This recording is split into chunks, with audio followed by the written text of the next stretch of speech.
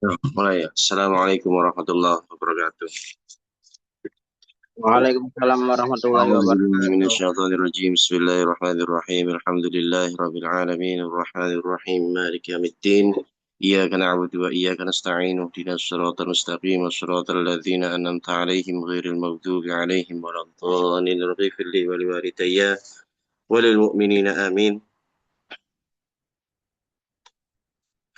اللهم صل على سيدنا محمد الفاتح وأغلق والخاتم لما سبق ناصر الحق بالحق والهادي إلى صراطك المستقيم وعلى آله حق قدره مقداره العظيم.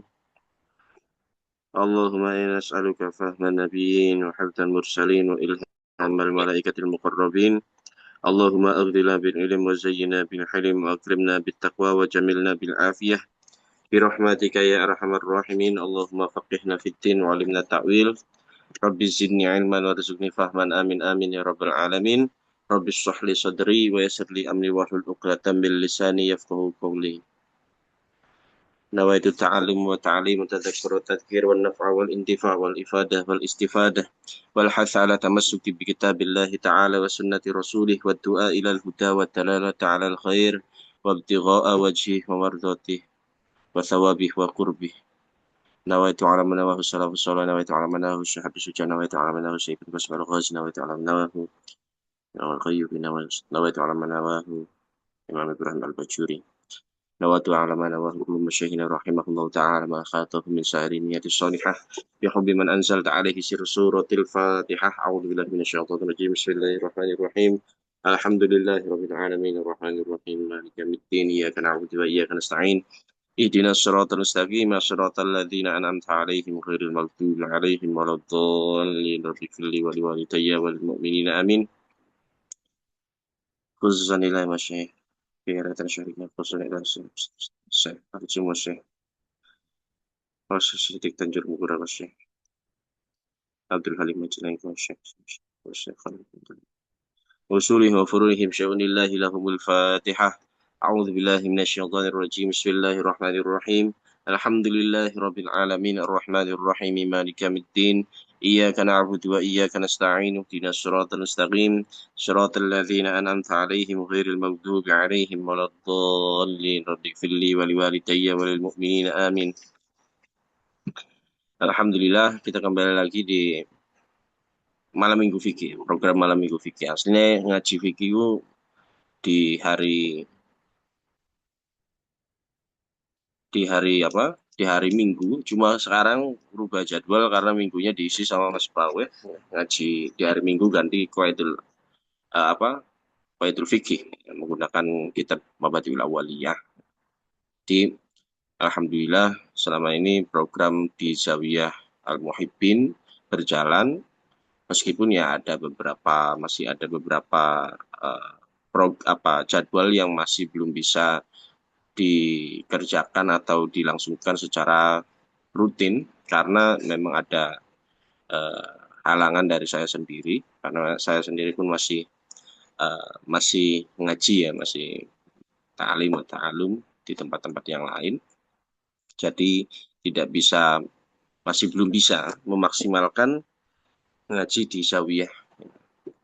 Tapi alhamdulillah eh, terutama kajian-kajian fikih saya utamakan di dalam Zawiyah Al-Muhibbin, juga kajian mengenai ilmu akidah, tasawuf, karena memang Zawiyah sendiri adalah prakarsa dari Maulana untuk mendirikan Zawiyah sehingga kegiatan Toreko Naqsyabandiyah Aliyah bisa dilangsungkan di situ. Nah, di antara kegiatan-kegiatan itu adalah kegiatan tafakufitin. Tafakufitin ini diantaranya ngaji kitab secara tadarruj ya dari beberapa fan ilmu, terutama ilmu fikih, ilmu akidah, dan ilmu tasawuf. Tiga ilmu ini diutamakan. Alhamdulillah di antara ilmu-ilmu itu ya ilmu fikih kita sudah mengkaji beberapa kitab ya. Di antaranya kitab Fathul Qorib, kitab Al-Iqna, kitab Kifayatul Akhyar. Juga syarah dari Zubad kita menggunakan Ifadatus Syadah. Nah, hari ini malam minggu ya, malam minggu Jadi temanya malam minggu fikih, kita ngaji fikih ya. Alhamdulillah kita eh, jadi sekali lagi ngaji itu rezeki ya. Dan ngaji itu di antar ilmu itu adalah nur dan alhamdulillahnya kita diberikan oleh Allah rezeki dan dipilih oleh Allah untuk mendapatkan nur dari ilmu fikih. Kita tidak ditempatkan di tempat-tempat yang lain yang bisa mengundang kita, menjerat kita kepada laku-laku kemaksiatan. Alhamdulillah kita ngaji fikih menggunakan Fathul Qorib sudah sampai pada mana ini? Fasal ada di rokaati sholah al-mafrudah. Ya. Pasal yang menjelaskan mengenai jumlah rokaat-rokaat di dalam sholat yang difardukan. Nah, jadi sebelum masuk ke dalam pembahasan, kita sebelumnya sudah membahas mengenai beberapa hal yang berkaitan dengan sholat itu sendiri ya. Nah, sebenarnya ada beberapa perbedaan, ya, ada perbedaan yang sangat mencolok sebenarnya di antara Thariqatul Mutaqaddimin dengan Thariqatul Mutakhirin dalam menjelaskan fan keilmuan. Nah, di sini Syekh bin Qasim Al-Ghazi lebih condong kepada Thariqatul Mutaqaddimin, di mana beliau itu lebih condong menjelaskan segala apa sesuatu perihal itu dengan cara mendetail terlebih dahulu, setelah itu baru mengerucut. Nah, berbeda dengan Thariqatul Mutaakhirin. Kalau Thariqatul Mutaakhirin itu dijelaskan dulu, ini kita sedang membahas tentang apa, nanti baru pembahasannya itu melebar di akhirnya itu. Nah, di sini kita kitab ini ya Fathul Qorib menggunakan Thariqatul Mutaqaddimin. Harusnya fasal ada di rokaati sholah al-mafruduh ini sebenarnya kan harusnya ada di depan ya. Tetapi kenapa ditaruh di belakang? Yaitu jadi ciri dari menjelaskan, cara menjelaskan, metode menjelaskan yang digunakan oleh Syekh Ibn Qasim Al-Ghazi mengikuti Thariqatul Mutaqaddimin. Seperti inilah ya, ulama-ulama Mutaqaddimin menjelaskan segala sesuatu, peristiwa atau segala permasalahan-permasalahan. Kita sudah sampai pada ada di rokaati sholah al-mafrudoh. Kenapa kita wajib mempelajari hal ini? Karena sebenarnya ya ada di rokaati sholah al-mafrudoh ini merupakan bagian dari al-ma'lum minatin bitururo. Artinya jika kita menyelisih hal ini, kita bisa keluar dari agama Islam. Ya. Adalah salah satu konsekuensi dari kita menyelisihi al-ma'lum minatin bitururo. Ya. Perkara-perkara yang wajib diketahui, yang maklum diketahui di dalam agama. Ya, diantaranya adalah ada di rokaati sholah al-mafrudoh. Jadi konsekuensi dari kita menyelisihi apa jumlah rokaat yang sudah ditetapkan oleh para masyayikh apa oleh syariat. Ya. Misalkan ada orang mengatakan ada orang yang berkeyakinan bahwa sholat itu hanya 2 rakaat dalam satu hari. Nah, itu sudah jika dia yakin dengan hal itu, dengan dia mengetahui bahwa di dalam nas-nas sholat itu jumlahnya misalkan ada 17 secara normal di hari-hari yang biasa, dengan keadaan yang biasa misalkan. Maksud dari hari-hari yang biasa itu adalah hari yang selain hari Jumat, dan maksud dalam keadaan yang biasa adalah dalam keadaan mukim. Itu jumlahnya 17 rakaat misalkan.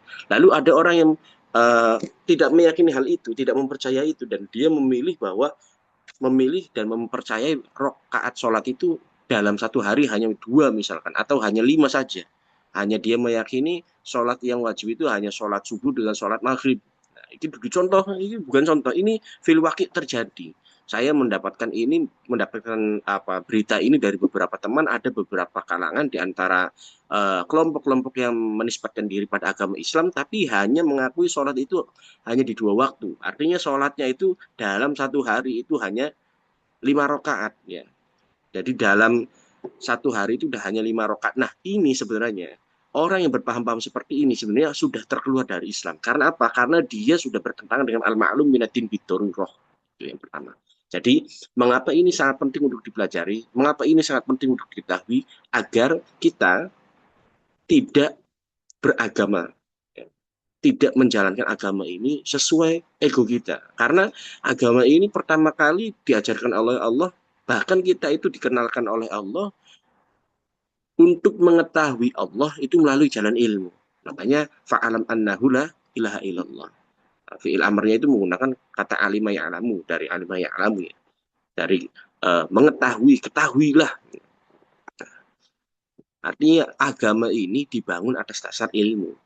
Kita diantarkan, dijembatani oleh ilmu untuk menjalankan agama ini. Maka dari itu, ketika kita ingin menjadi hamba Allah yang taat, ketika kita sudah dimulai dengan keimanan, dengan kesadaran yang mengarahkan kita pada keimanan, lalu menetapkan diri kita sebagai seorang hamba yang mengikuti ajaran Muhammad, ya kita wajib untuk mengikuti agama ini sesuai dengan apa yang Muhammad bawa.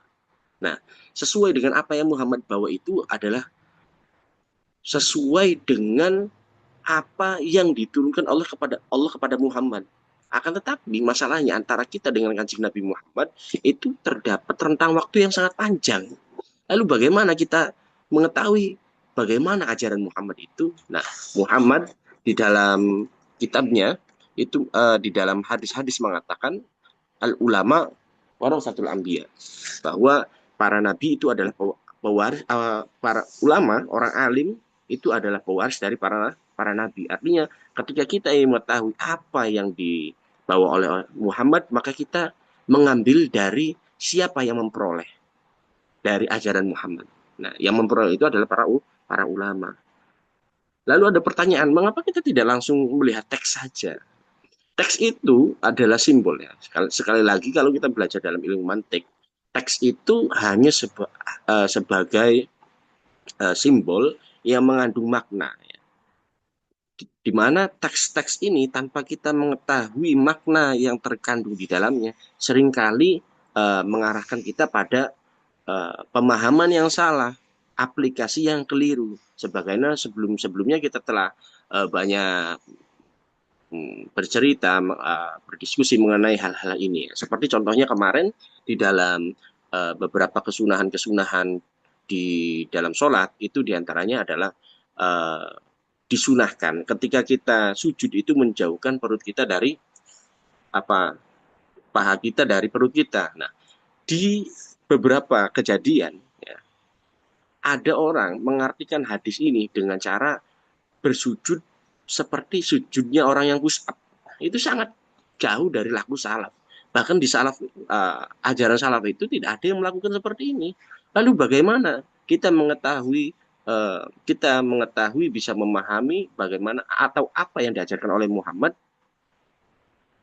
Nah, Kanjeng Nabi Muhammad itu mencontohkan ini dalam sholat. Nah, Kanjeng Nabi ketika di dalam hadis tidak mengatakan lihatlah di kitab-kitab.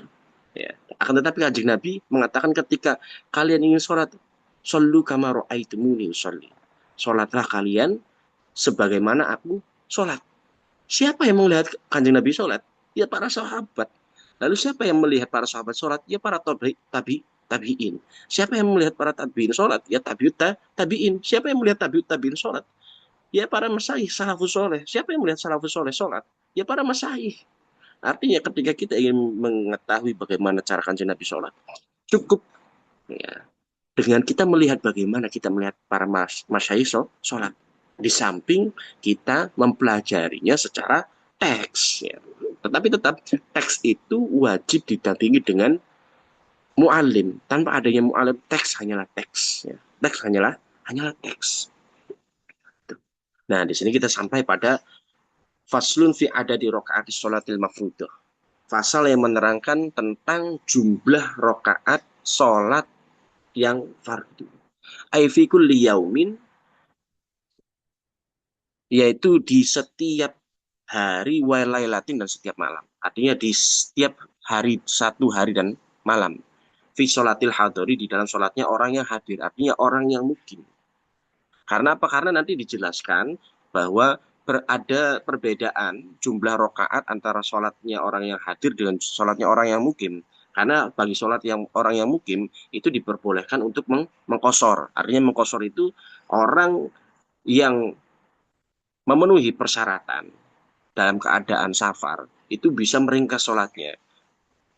Dan sholat yang diringkas itu hanya sholat yang 4 rakaat saja. Seperti sholat zuhur bisa diringkas menjadi 2 rakaat, sholat asar bisa diringkas jadi 2 rakaat, dengan sholat isya juga bisa diringkas jadi dua rakaat. Nah, bagi keadaan yang hadir, ya, bagi yang keadaan yang hadir, orang yang mukim, ya, illa yaumal jum'ati, kecuali hari Jumat, sholatnya itu jumlah rakaatnya sab'ata asyara, 17 apanya rakaatan rakaatnya.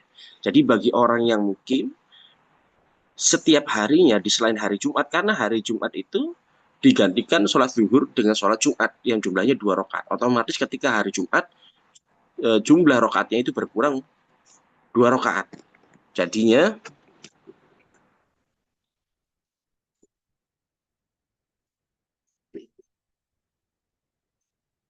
tutup pintunya nih. Eh,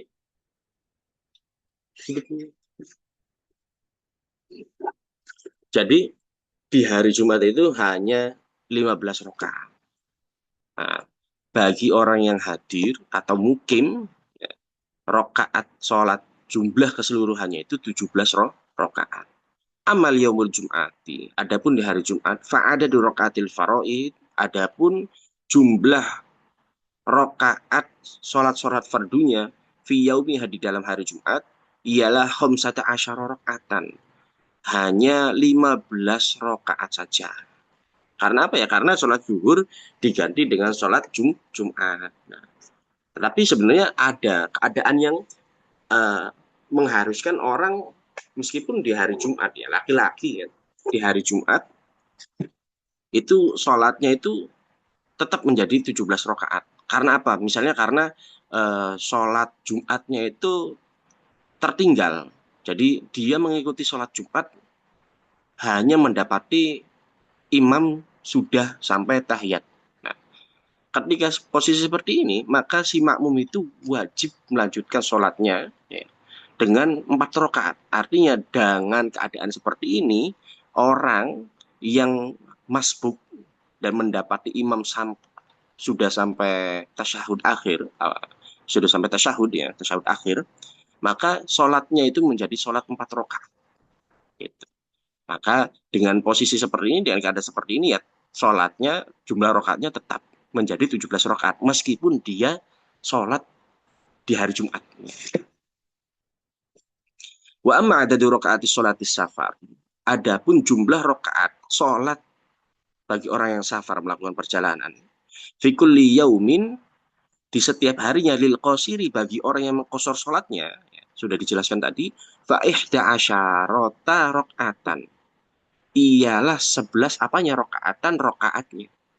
Wa qauluhu, adapun uh, ucapan Kiai Musannef, rupane ini sedang belajar apa ya? Sedang belajar bahasa Indonesia karena ya banyak audiensnya ternyata dari orang-orang yang tidak mengerti bahasa Jawa. Ya, berdasarkan permintaan, cobalah teks apa nerjemahinya itu pakai bahasa Indonesia. Ini sedang dicoba sebisanya. Jadi misalkan kalau ada di tengah-tengah ya, ketelingsut ya, antara bahasanya itu bahasa Indonesia swasta ya. Artinya Indonesia swasta itu kolone bahasa Indonesia, kalau nganggo bahasa Jawa ya, nggak apa-apa ya, searane wong belajar kan.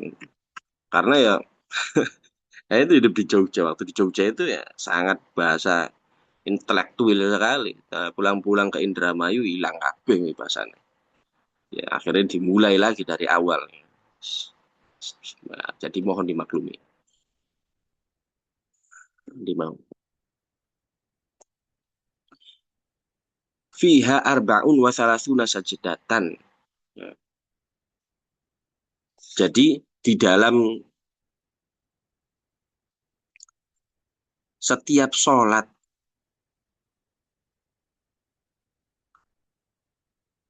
setiap sholat sehari semalam itu ada arba'un wa salasuna sajdatan, ada 34 sujud. Jadi setiap hari ya, bagi orang yang melaksanakan sholat, artinya melakukan wong akil balik Islam ya, dan tidak ada kendala apapun, artinya nggak lagi koma, nggak lagi pingsan yang panjang ya, sholat sujudnya itu sebanyak 34 kali.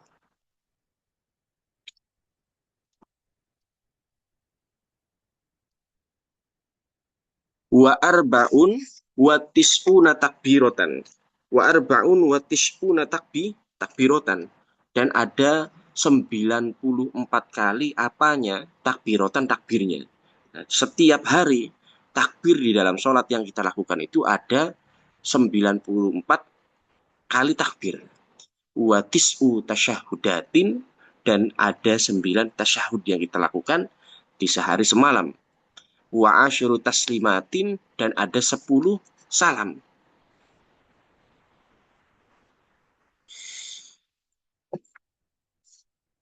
Wa asyru taslimatin, dan ada 10 salam. Ini 10 salam ini jika kita melakukan kesunahan dengan melakukan salam di ke sebelah kiri ya. Kalau kita mencukupkan ke sebelah kanan saja ya sehari cukup dengan 5 kali.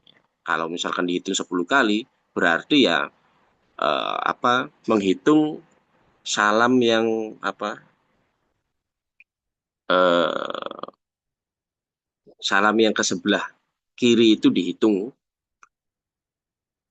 masuk ke dalam hitungan. Wa mi'atun wa salasun wa khamsuna tasbihatan. Dan sehari semalam di setiap sholat itu kita tasbih itu membaca tasbih. Subhanallah bihamdi subhanallahil azim. Baik sigotnya seperti itu ataupun dengan sigot subhanallah wa bihamdi ya Allah lah ya Allah. Brewe tasbih sujud subhan rabbiyal a'la wa bihamdihi. Subhan rabbiyal a'la wa bihamdihi. Baik dengan sigot yang seperti itu. Nah, jumlah iku dina sewengi ana 150 tasbih. Wa jumlatul arkani fis sholati mi'atun wa sittun wa ishruna ruknan. Dan adapun jumlah rukun yang dilakukan sehari semalam di setiap kali kita sholat itu jumlahnya ada sittatun wa ishruna ruknan. Mi'atun wa sittatun wa ishruna ruknan. Ada berapa ini? Ada 126 rukun yang kita lakukan. Artinya kalau kita sholat misalkan, awal ngitungi, setiap sholat rukunnya itu dihitungi lah, dilalai kurang dari 126 rukun. Nah, berarti ada yang kelewat. Sebenarnya ya ini tergantung bagaimana kita menjadikan rukun. Apa saja yang kita menjadikan rukun. Karena ya ulama ikhtilaf di dalam hal ini. Kayak contohnya ada di antara para ulama itu yang menjadikan tumak ninah itu sunnah muakkadah. Ya, ada yang mengatakan seperti itu. Itu sebenarnya sudah dijelaskan di pembahasan-pembahasan yang lalu ya. Ya, jadi sebenarnya hitungan ini enggak hitungan tetap, tergantung dari apa saja yang kita jadikan rukun atau pendapat ulama yang mana yang kita ikuti. Karena nanti itu berbeda-beda kalau kita mengetahui ada yang menjadikan apa itu tadi apa namanya tumak nina itu sebagai rukun, ada yang tidak menjadikan rukun dan lain-lain. Fisubhi, di dalam sholat subuh salatuna ruknan ada 30 rukun. Wafil maghribi, dan di dalam maghrib ada ithnani wa arba'una ruknan. Ada 42 rukun di dalam sholat maghrib. Wafir rubaiyati, dan di setiap sholat-sholat yang berjumlah 4 rakaat arba'atun wa hamsuna rukman. Ada 54 apanya ruknan-rukunnya. Zohirun yang jelas, khoniyun yang tidak memerlukan anisyah. Ya. Jadi tidak perlu lagi dijelaskan, tinggal kamu niteni, awakmu niteni setiap sholat, ya dihitung ono piro, wis ngurus dewe aslinya apa? Jadi Kiai Musonef apa pensarah ya, tidak perlu untuk menjelaskan perihal ini. Nah, ini yang penting. Waman ajaza, dan barang siapa yang tidak mampu anil qiyami, dari berdiri, fil faridoti, di dalam sholat fardu. Artinya barang siapa yang tidak mampu berdiri ya, tidak mampu berdiri di tempat berdiri. Ya, di tempat berdiri ya ketika apa? Ya ketika takbiratul ihram, ketika membaca apa Fatihah dan lain-lain misalkan itu tidak mampu berdiri karena lima syakotin, nah, ya, karena adanya masyakoh. Misalkan ada pengapuran di sendi sehingga kalau berdiri lama-lama itu bakal ambruk misalkan, atau ada saran dokter kita tidak diperbolehkan berdiri lebih dari 1 menit misalkan, atau tidak boleh berdiri lebih dari 30 detik misalkan. Nah, itu termasuk masyakoh. Talhaku yang mengenai ya, apa masyakoh itu pada musolli fikiyamihi di saat berdirinya musolli.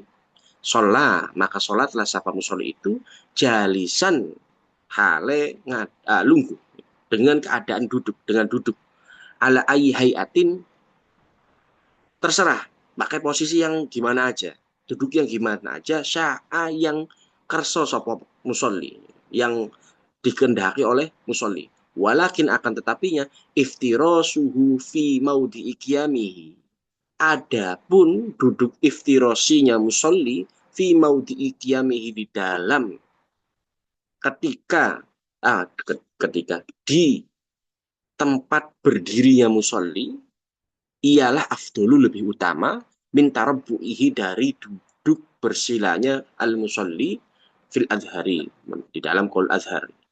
Jadi di dalam qaul azhar itu qaul yang mengindikasikan bahwa mengenai permasalahan ini ada pendapat perbedaan pendapatnya Imam Syafi'i. Nah, qaul azhar ini adalah qaul yang arjah, ya, qaul yang lebih unggul di antara qaul-qaulnya Imam Syafi'i dalam permasalahan ini. Ini namanya qaul azhar dari kalian. Nah, di dalam qaul azhar ya, menurut qaul azhar, sholat bagi orang yang tidak mampu dalam keadaan untuk berdiri ketika sholat ya, itu lebih utama menggantikan berdirinya itu dengan duduk iftirosh daripada dengan duduk tarobu. Duduk tarobu itu dengan duduk bersila. Tetapi itu kalau tidak salah ada di tausyah ya. Kalau di tausyah itu dijelaskan, tapi bagi wanita itu lebih utama tarobu ya. Karena apa? Karena tarobu itu lebih menutupi bagian-bagian kemaluannya wanita.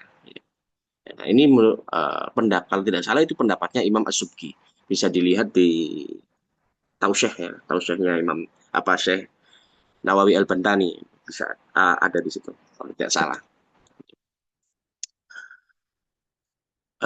Wa man ajaza anil julusi, dan barang siapa yang tidak mampu, dan bagi musolli yang tidak mampu, dan musolli yang tidak mampu anil julusi dari duduk ketika sholat ya, ketika berdiri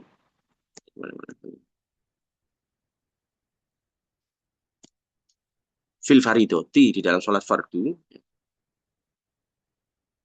sholat maka sholatlah siapa musolli mutojian hale turu miring.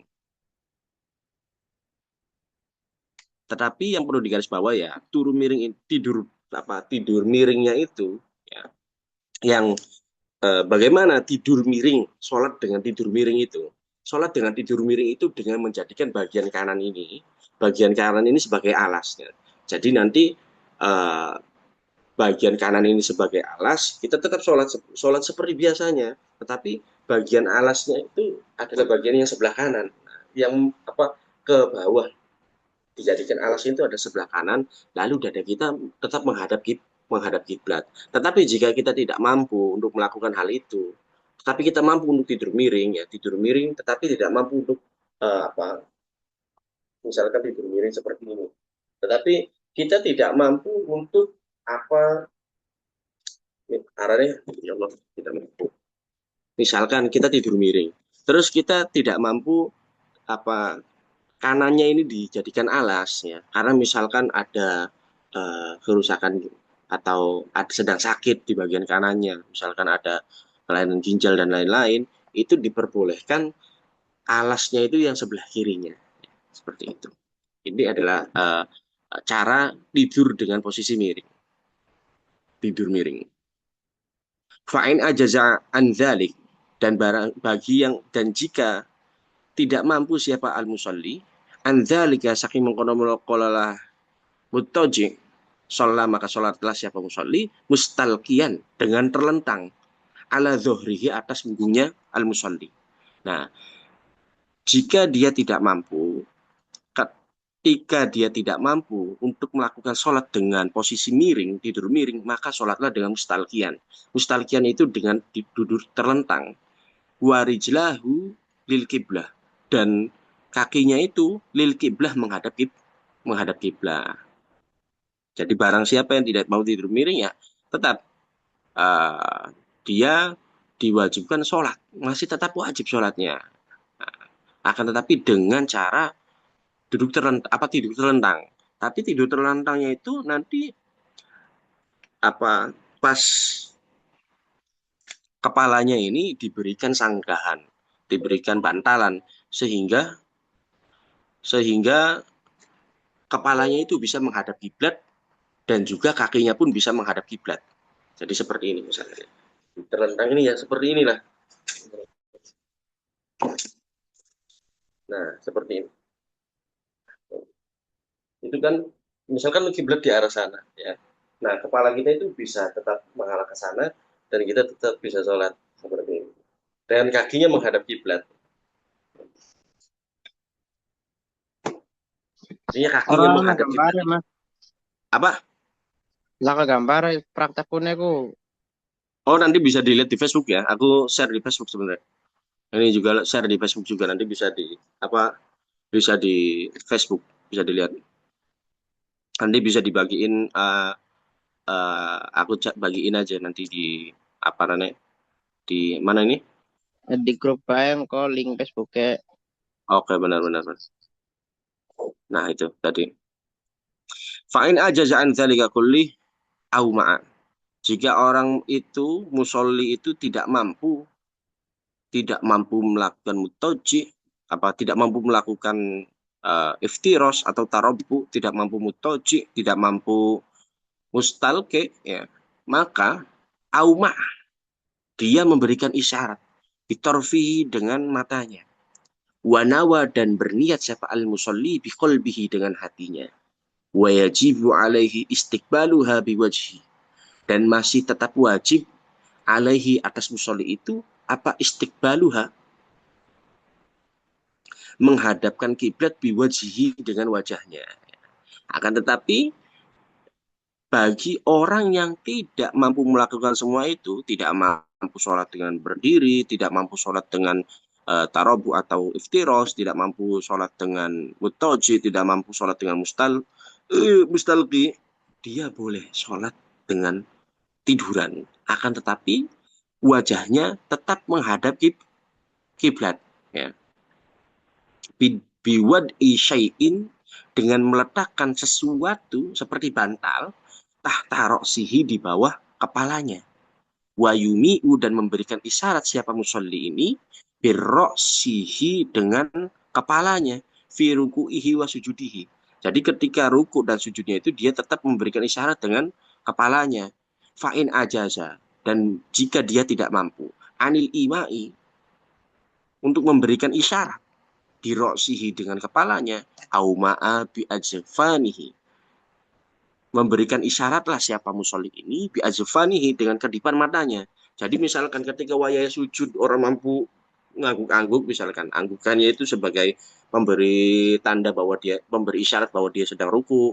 Terus misalkan kepalanya ngangkat itu dia kembali dari ruku, terus sujud apa ngangguk lagi itu merupakan syarat dari sujud, apa isyarat sujud. Dan jika dia tidak mampu untuk melakukan hal itu, maka dia memberikan isyarat hanya dengan azfani, dengan kedipan matanya. Ya. Artinya sekedip ruku, sekedip maning sujud misalkan. Nah, fa'in ajaza anil ima'i biha. Dan jika musolli ini ajaza tidak mampu, anil ima'i biha, memberikan isyarat biha dengan ajfani, dengan kedipan-kedipan matanya, ajero maka menjalankanlah siapa musolli arkanas solati pada rukun-rukun sholat ala kolbihi di dalam hatinya. Jadi jika orang itu tidak mampu untuk memberikan isyarat ya baik dengan anggukan atau dengan kedipan mata, maka orang itu tetap sholat selagi akalnya berfungsi, selagi akalnya masih sabit, dia tetap sholat. Dia tetap sholat dengan cara apa? Dengan cara di dalam hatinya itu membayangkan dia sedang misalkan takbiratul ihram, terus membaca rukun qauli, rukun fi'li, ya itu dibaca, dibayangkan, dirasakan, dibayangkan di dalam hati. Walayat ruku dan tidaklah diperbolehkan meninggalkan tidak walayat ruku dan tidak meninggalkan siapa al musolli ha pada as-sholah madam akluhu sabitan selama akalnya musolli ini sabitan masih tetap ada masih berfungsi ya. Jadi selama akal masih berfungsi kewajiban sholat itu masih ada pada al musolli wal musolli qaidan. Adapun seorang yang sholat qaidan hale lungguh la qada alaih, maka tidak ada kodo itu maujud alaihi atas orang itu. Nah, bagi orang yang sholat duduk dengan adanya uzur karena adanya masyakoh kesulitan, maka sholatnya itu tidak perlu diulang. Ya. Berbeda dengan sholatnya orang yang lihurmatil waktu.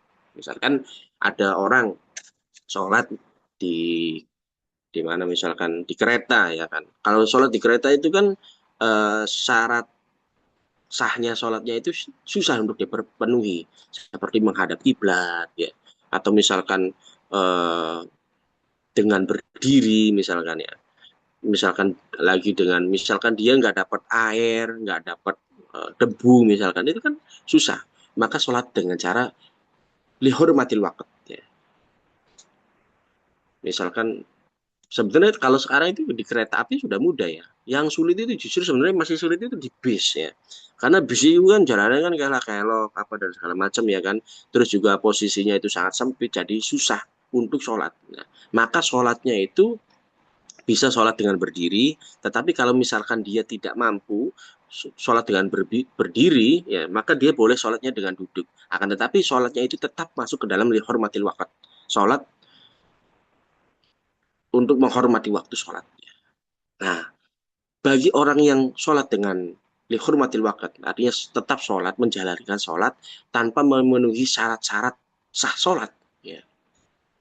Atau bahkan beberapa rukunya itu tidak terpenuhi, misalkan kayak contoh asli ini dia mampu berdiri, cuma karena bisnya ini penuh, tidak ada tempat untuk dia berdiri melaksanakan sholat, maka dia sholat dengan cara duduk. Nah ini boleh, ya. Maka itu masuk ke dalam sholat lihurmatil waqt. Lihurmatil waqt. Maka ketika dia sholat lihurmatil waqt, dia wajib ada. Ya. Kalau sudah lewat waktunya, maka dia wajib mengkodo sholatnya. Gitu. Tetapi bagi orang yang sholat dengan duduk karena adanya masyakoh, misalkan seperti tadi adanya pengapuran di dengkul dan lain-lain, maka tidak ada kodo baginya. Artinya orang itu tidak melaksanakan kodo, tidak sholatnya tidak diulang lagi. Misalkan ketika eh, dengkulnya itu sudah, lututnya itu sudah sembuh dari pengapuran, maka tidak harus sholatnya itu diulang. Ya. Wala yang kusu ajruhu dan juga pahalanya itu tidak berkurang. Li'annahu karena sesungguhnya perbuatan itu, perbuatan sholat dengan duduk, iku ma'zurun, perbuatan yang memiliki uzur. Tetapi kan misalkan ada orang yang mengatakan, tetapi kan ada sholat apa hadis kanjeng Nabi yang mengatakan sholatnya orang yang duduk itu setengah ganjarannya sholatnya orang yang berdiri. Sebagaimana di sini disebutkan oleh Imam Ibn Qasim wa amma qauluhu sallallahu alaihi wasallam anapun apa wa amma qauluhu sallallahu alaihi wasallam utawi pangandikane Kanjeng Nabi Muhammad sallallahu alaihi wasallam rupane qaul man shalla qa'idan falahu nisfu ajril qa'im wa man shallat na'iman falahu nisfu ajril qa'id. Barang siapa yang sholat qa'idan dengan keadaan duduk falahu maka baginya bagi sholat bagi orang yang sholat dengan keadaan seperti itu ya dengan cara seperti itu nisfu ajril qaim setengah ganjarannya orang yang sholat dengan berdiri waman shallana dan barang siapa yang sholat dengan posisi tidur seperti muttaji atau multaqi ya falahu nisfu ajril qaid maka baginya itu setengah ganjarannya orang yang sholat dengan duduk famahmun ala nafli indal kudroh. Nah, sebenarnya hadis ini itu adalah hadis yang berkaitan ala nafal atas sholat yang sunnah indal kudrati bagi orang yang mampu. Jadi misalkan ada orang yang mampu, ya, ada orang yang mampu misalkan, ya dia aslinya mampu untuk berdiri sholat untuk berdiri, cuma dia dalam keadaan menunggangi unta misalkan, menunggangi unta terus kemudian dia sholat di atas unta itu. Nah itu boleh asalkan sholatnya itu sholat sunnah. Ya. Nah, bagi orang yang sholat sunnah dengan keadaan seperti itu, maka falahu nisfu ajril qaim. Ganjarannya itu, pahalanya itu, pahala yang didapatkan oleh orang yang sholat dengan cara duduk, ya, itu pahalanya yang didapatkan adalah setengah dari orang yang sholat sunnah dengan berdiri. Faslun wal masruku minas sholati salas asya, wallahu a'lam bishawab.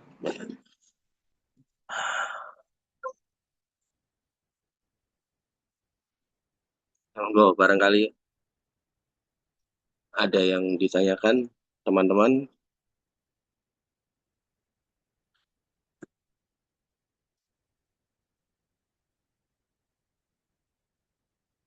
Kalau tidak ada ya bisa kita